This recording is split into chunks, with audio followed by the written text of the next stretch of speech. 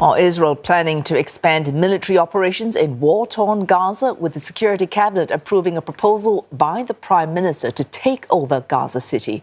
The move defying criticism at home and abroad in what could signal significant escalation after nearly 2 years of war. Israeli tanks have been stationed near the border, suggesting a ramp-up of ground operations.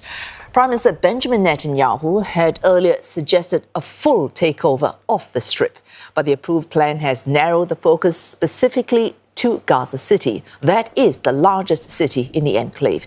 Hamas has slammed the Israeli decision, calling it a, quote, war crime.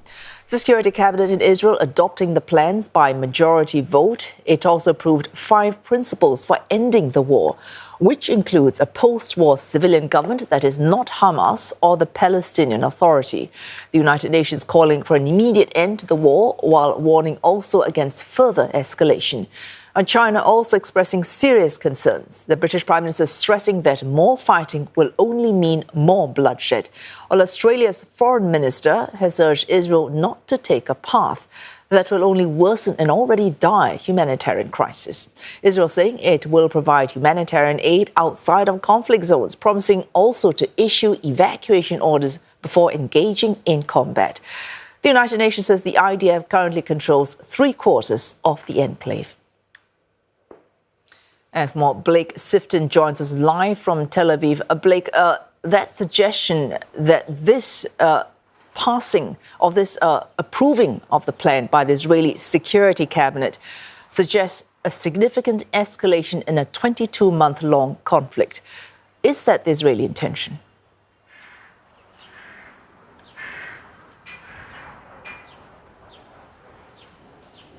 This approval by the Israeli Security Cabinet to occupy Gaza City is less than Prime Minister Benjamin Netanyahu had been pushing for as recently as Thursday night, when he said Israel would take all of Gaza, the remaining 25% of Gaza that they do not currently hold. However, even with this plan, it would still see them push into, occupy and hold Gaza City, a city of some 800,000 Palestinian citizens. Some people have indeed said that this is only the first phase of the plan, and they may eventually realize the full control of Gaza that Netanyahu had advocated for.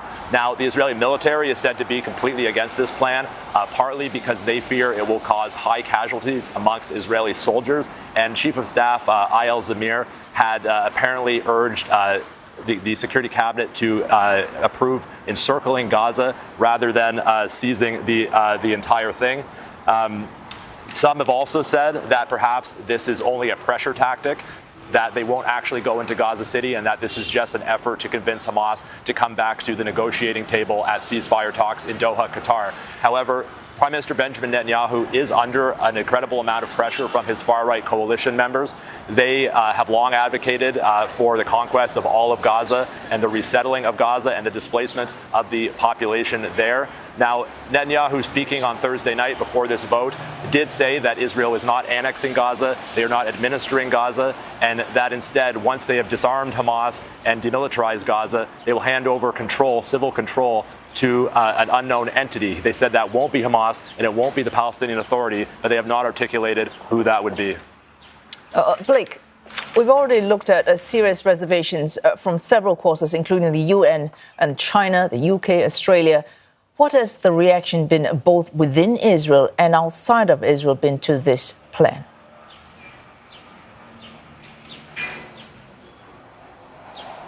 So this plan would see Israeli forces pushing into areas they haven't previously been in, and areas where the 50 hostages, 20 of whom are believed to still be alive, are expected to be held.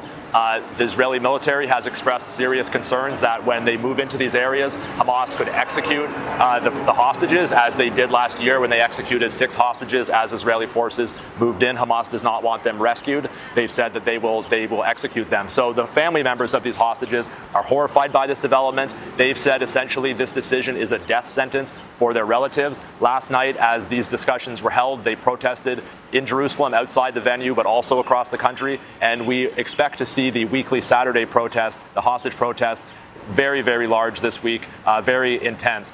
Now, of course, in addition to areas where the hostages are held, this also means going into areas where Palestinian civilians have been sheltering. As I mentioned, 800,000 are in Gaza City alone. Now, there's already a starvation crisis, as we know, and has been well documented on the ground in Gaza, and many fear that that will be exacerbated. The UN has called this catastrophic, said there will be catastrophic consequences. We're seeing growing international condemnation. Just in the last hour alone, Germany announced that they will halt arms exports to Israel over this question. Of course, Germany is a key ally of Israel. So as you mentioned, we've seen reaction from the UK. They've said that this is wrong. China has expressed concern and urged ceasefires. So we would expect to see increasing amount of international pressure and international condemnation if they were to go through with this plan to seize and occupy Gaza City. Oh, thanks. Blake Sifton there live from Tel Aviv on is the Israeli Security Cabinet approving a plan by the Prime Minister to take over Gaza City.